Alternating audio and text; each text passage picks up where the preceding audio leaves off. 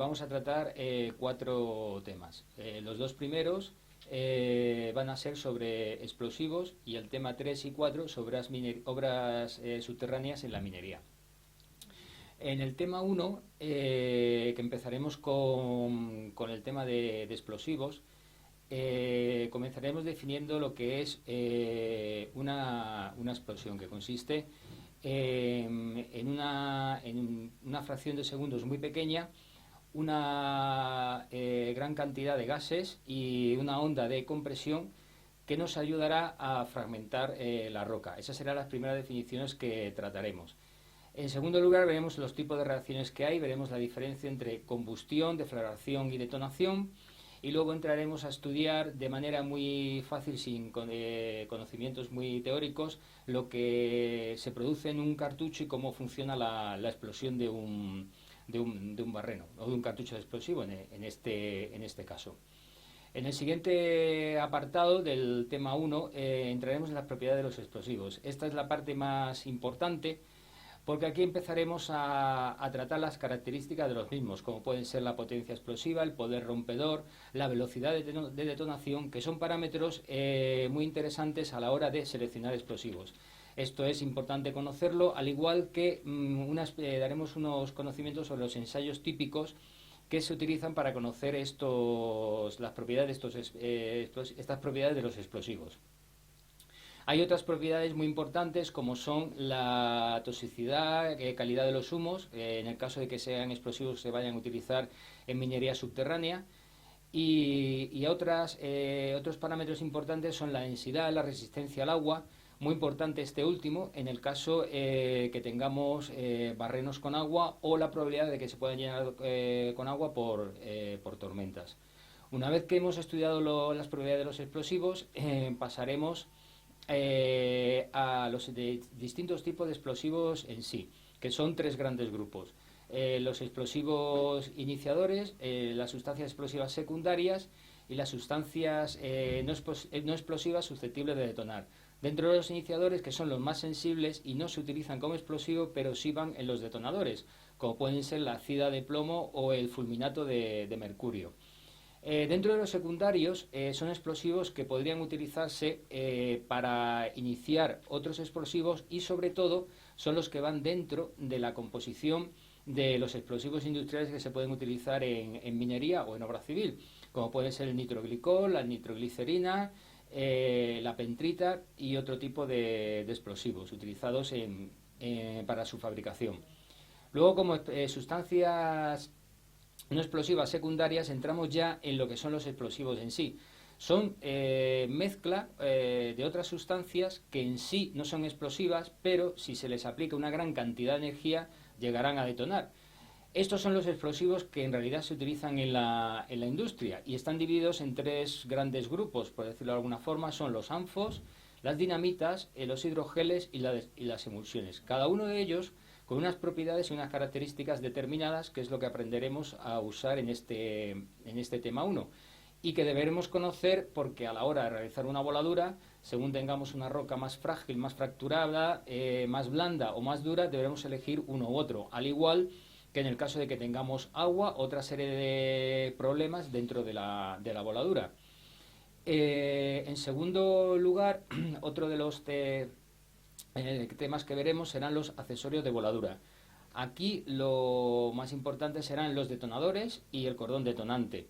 Los detonadores están divididos en tres grandes grupos, que son los eléctricos, los no eléctricos y los electrónicos.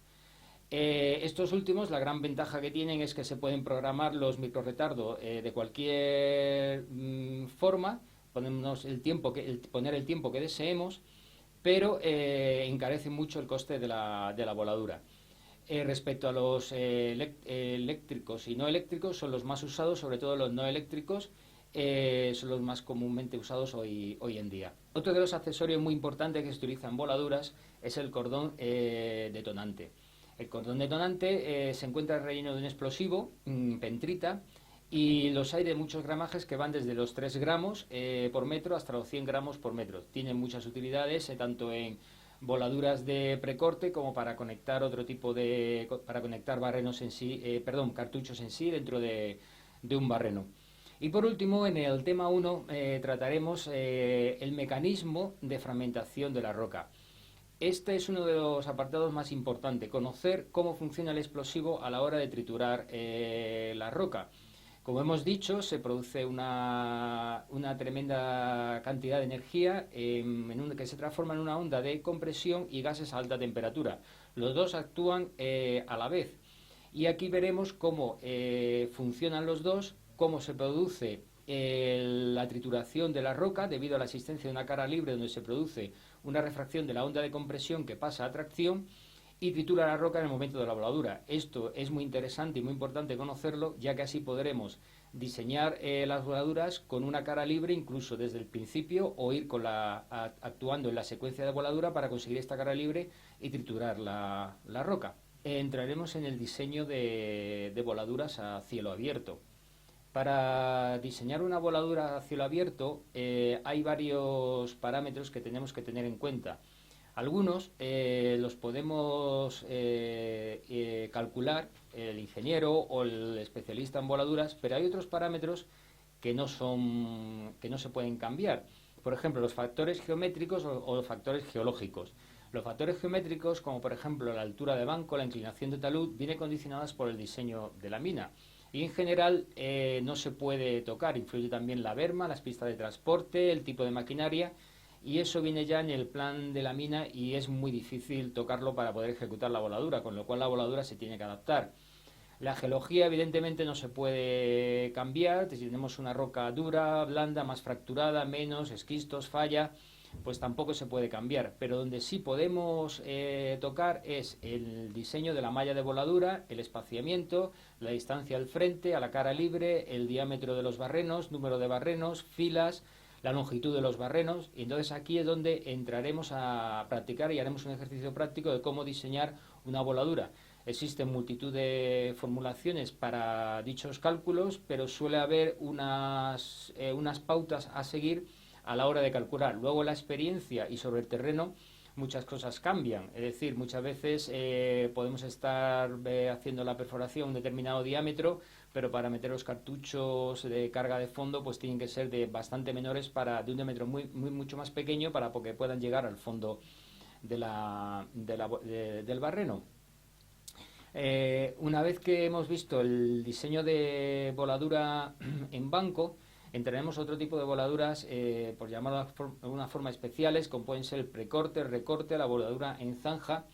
El precorte tiene bastante importancia porque se utiliza a la hora de definir el talud final. Haces un precorte con cordón detonante, creas una fractura y luego ejecutas el tiro principal. De esta forma, tanto por seguridad, dejas definido el talud final el talud final en la explotación. Una vez que hemos aprendido a diseñar una voladura, entraremos en un siguiente apartado que es el control de vibraciones. Cuando se produce la detonación de una voladura, hay dos tipos de ondas, una onda aérea que genera sonido y una onda que se transmite por el terreno. La onda aérea, la del sonido, bueno, dura unos pocos segundos o menos de un segundo, no suele ser muy molesta, pero la que es peligrosa es la que se transmite por el terreno y esta afecta a las estructuras colindantes. Si hay núcleos urbanos, como puede ser en el caso más probable de obra civil, pues evidentemente hay que hacer unos estudios y controlarlo por las viviendas cercanas. En el caso de una mina, si están en sitios donde no hay grandes ciudades o núcleos de población, no hay mayor problema. Pero las grandes minas y en la minería suele haber instalaciones como cintas transportadoras, plantas de tratamiento, que son estructuras bastante delicadas. Por ejemplo, los molinos de trituración primaria están sobre apoyos dinámicos y no pueden ser afectados por vibraciones. Entonces aquí hay que hacer un estudio de las mismas. Hay una forma, hay muchas normas, entraremos en la norma española, pero hay tanto en Europa como en el resto del mundo, en países mineros, existen otras normativas. Casi todas más o menos son muy similares. Hay unos ábacos en el cual se define la carga operante que tiene que estallar en la secuencia y luego hay una serie de criterios según el proyecto tipo o requieren estudios de vibraciones o no, según vayas a ejecutar la voladura. Por último, en el tema 2, veremos las normas de seguridad para el manejo del explosivo. Habrá varias, entraremos en varios capítulos, como puede ser cómo se transporta, cómo se almacena, cómo manejarlo.